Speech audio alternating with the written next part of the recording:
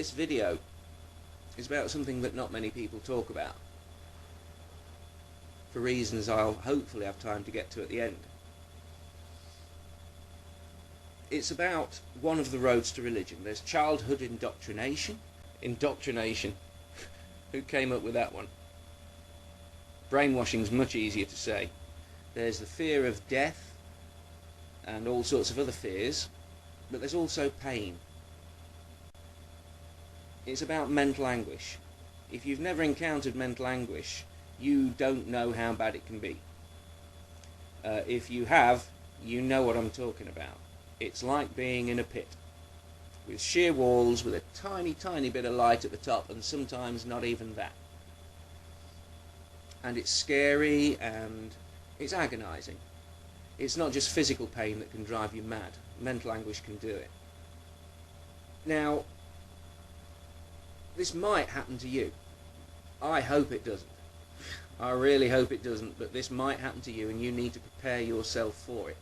Or it may have happened to you and you've simply never realized what happened to you. When you're in a hopeless situation, hopeless, you need to believe in something that can do the impossible. If you can't figure a possible way out, it becomes hopeless. So you need something that can do the impossible to help you out. You need to believe that the pain that you've been through, there's a reason, a greater purpose to it.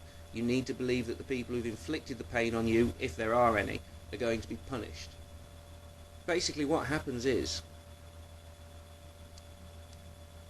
to people in that hopeless situation, they allow themselves to believe in God. They need to allow themselves to believe in God. They're going mad. Their brain knows that it's just about cracking time and something better be done.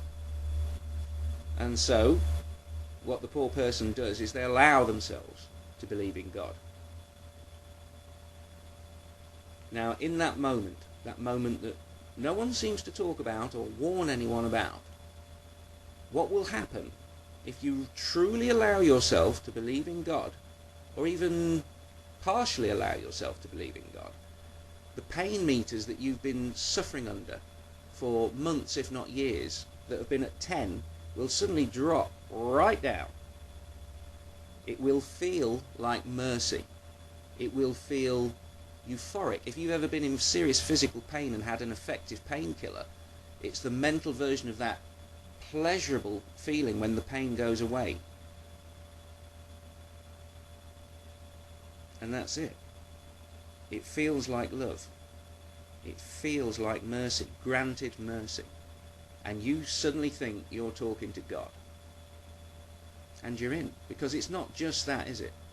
You've allowed yourself to believe in God, but then you're going to say, which God? You're going to choose the local one, because that's where you'll find lots of friends and a nice support group, which you may need if you're lonely. So you believe in God for a second, and then suddenly you have to say bearded guys can levitate, or Muhammad can crack the moon by pointing at him. And hundreds of other things which you would never, ever give any credence to whatsoever. It's a dangerous moment. You're about to shackle your mind to a book written by men unless you are very, very careful.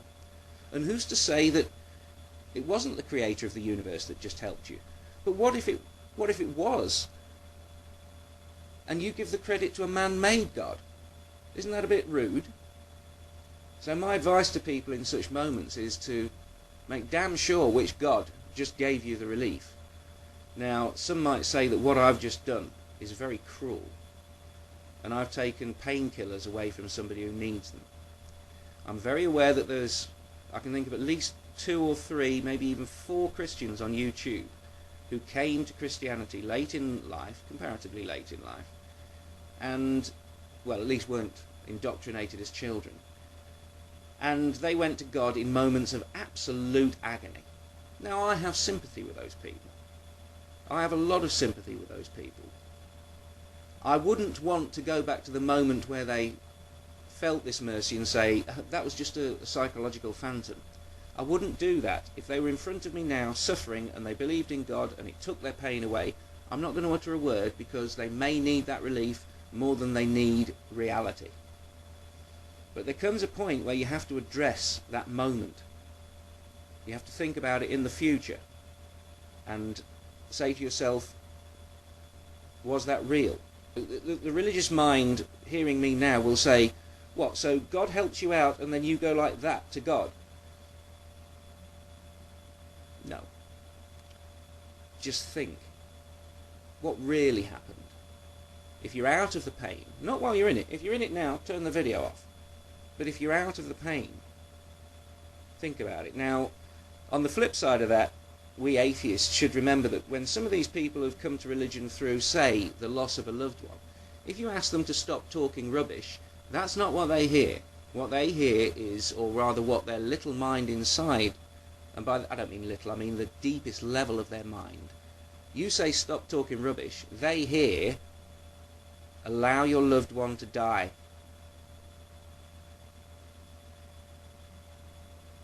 It's not such a small thing to ask, is it? Let's remember that. But on the subject of my cruelty and the notion that I would take painkillers away from somebody who needs the painkillers, that's not true. If I was by somebody's deathbed and they asked me to pray, I would pray with them. If they asked me what God I believed in, I'd say their God without any shadow of a doubt, and I'd just been pretending to be an atheist. I have sympathy with my fellow ape born into a universe without an instruction book. It's the curse of this particular type of ape to need instruction books a lot of the time, to need answers. And there isn't one to this universe, so we wrote our own and the problem started. Do I really take people's painkillers away? Is that what I'm trying to do? In essence, yes.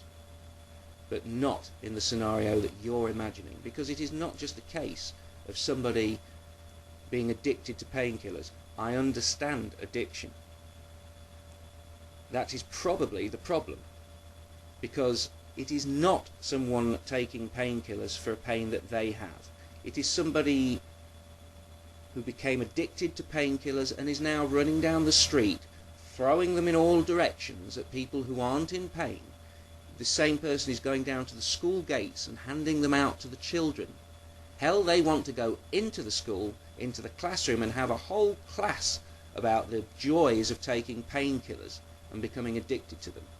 And worse still, if they tell the kids in the class that if they and their loved ones don't take the painkiller, they and their loved ones are going to be punished forever. And if they do take it, they and their loved ones will have eternal bliss. I've never met a drug pusher that says that. Your mind may still fool you into thinking it's Jesus just because that gives you a nice social group, or Allah. But maybe it'll just stop some of you from chaining yourself to a book of bullshit. Bear in mind that to me religion is the problem, not the belief in God. If somebody wants to believe in God, that's fine. They won't end up talking rubbish just because of that belief. It's when you tie yourself to dogma and scripture. All of that is the problem. If I could allow them to take their painkillers at home alone or in nice little groups, let them do that. So before you go thinking that I'm cruel, ask yourself, would it be right? Would you stand by at the school gates while somebody was handing out powerful painkillers to kids? Religious belief is dangerous. All of our problems, all of them come from our nature and our instincts as apes. We cannot address internationally the problem of our own nature until we accept it. And we can't accept it because it goes contrary to Scripture. It doesn't go contrary to the belief in God. The Big Bang and evolution do not oppose the creator of a universe. They just place limits on how this creator did what they did. And we just can't accept it. We have to have omnipotence. And we have to have omnipotence because sometimes we're in what seems like a hopeless situation. But the fact is there are millions and millions of people who've been in hopeless situations who are alive and well and laughing right now. Hold on to your mind. You're going to need it because the situation probably isn't hopeless.